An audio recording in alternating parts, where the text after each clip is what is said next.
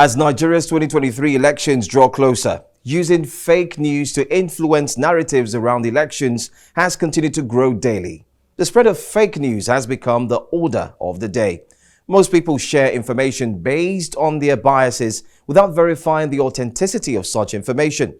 With all these going on, that is why we have partnered with the continent's leading fact-checking organization, Africa Check, to help you identify misleading claims online and offline. Welcome to News Central's The Proof, powered by Africa Check. I'm Joe Hanson. Let's begin.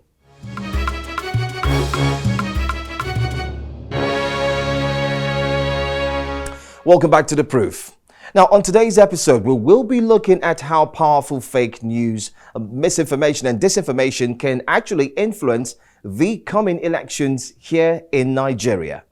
But to understand that power, we also have to understand what these terms really are and how they may differ from one another. Well, joining me today is David Ajikobi, Nigeria editor for Africa Check. Welcome to the program, David.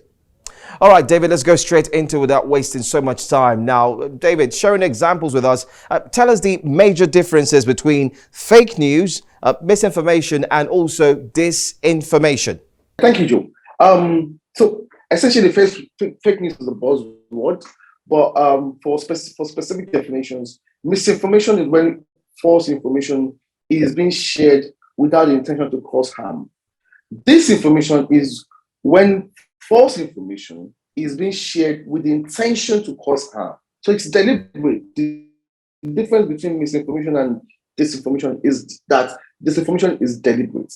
And to be people who are sitting out in a room writing all sorts of things to push a narrative, false narrative, or false information, or fabricated information, or misleading context, or anything that is false, to drive a narrative around the elections or whatever it is. That is disinformation. And as we've seen, disinformation is more dangerous than misinformation. All right, David, how can we identify fake news and who and what are its enablers? First and foremost, we always say check your biases, check where disinformation people, the peddlers of disinformation are very, very smart. They are very smart people because they make money off it. They make profit off it. It might be political profit, it might be cash or whatever it is. Then two, always check the source. The source is which other credible organization has published this information. Check News Central. Check other credible news organizations who are if they are published that report before.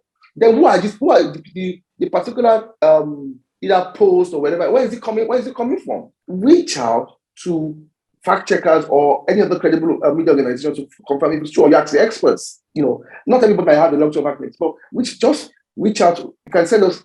We saw this claim on Twitter or Facebook, whatever it is. You can help us verify if it's true or not. But at least pause before you share. So there are also many ways, and who are the enablers? I would say speaking specifically for the elections, I would say it's political actors. Political actors because they want sympathy, propaganda is in communication, propaganda is a valid communication tool, political communication tool. But the way it is being done in Nigeria here, it's borderline, you see this, it's about disinformation, it's about hate speech and things like that. So political actors on all sides have been found guilty of peddling disinformation. We also find out that even their supporters and the so-called influencers, celebrity influencers, have also sort of helped being purveyors of disinformation and misinformation. Just let me ask this as well. How does fake news affect people's decision during elections? I think the effect itself is that it can affect who people want to vote for, the conversations, the issues around the issues that should be discussing around the elections. It can affect their perception of a particular candidate or a particular party. It can affect their perception of a particular ideology of a party or of a candidate. So it can have various effects on the voter. All right. Since the election campaigns started, which platform can you say people have shared fake news the most? Yeah, thank you, Joe. So from our analysis of the patterns and the trends of disinformation we're seeing, around the 2023 elections, and since the campaign started, even before the campaign started, we are seeing that there's a lot more happening on Facebook. And this is because there's a lot of support group happening on Facebook. Across different candidates, different parties, and none of the three main political ones. Facebook. We are seeing also, some sort of traction, not on Twitter. But I think our fear is that because we think that it is even bigger and more problematic on WhatsApp. Can you walk us through the steps you take in fact-checking claims? So Joe, so what we do as a fact-checking organization is that we want the public debate to be evidence-based. We want to be able to sort facts from fiction. So when we see a claim, a statement of claim being made by, let's use the example for a politician. The first thing we do is to reach out to that politician.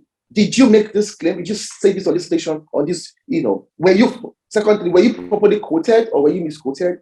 The third thing is to ask, where is the source? Can you give us the source, to check this claim with?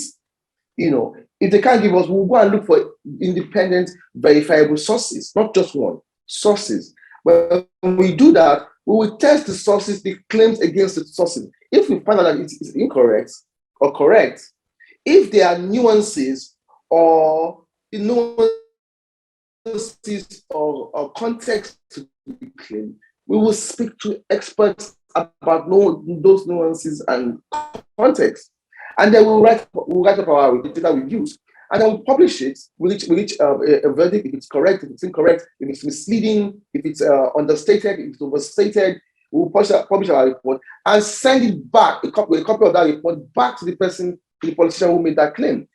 Thank you so much, David, for being here on The Proof. We'll see you again soon.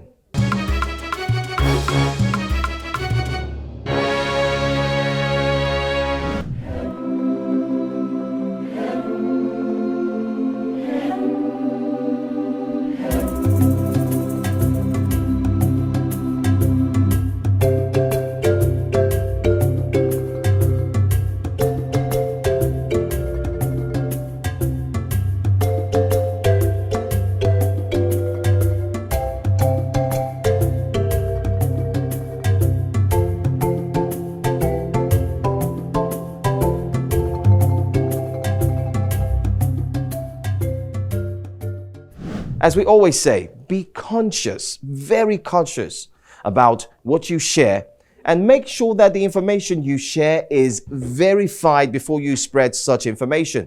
Also, not all information shared with you is the truth, even if it's coming from a known source. Some might have been formulated just for the purpose of misleading you.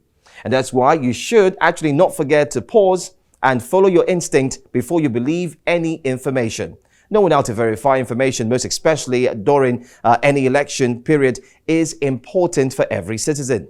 You can find more information on how to identify fake news by visiting africacheck.org. If you have any comments or a claim you want us to fact check, tweet us at africacheck_NG.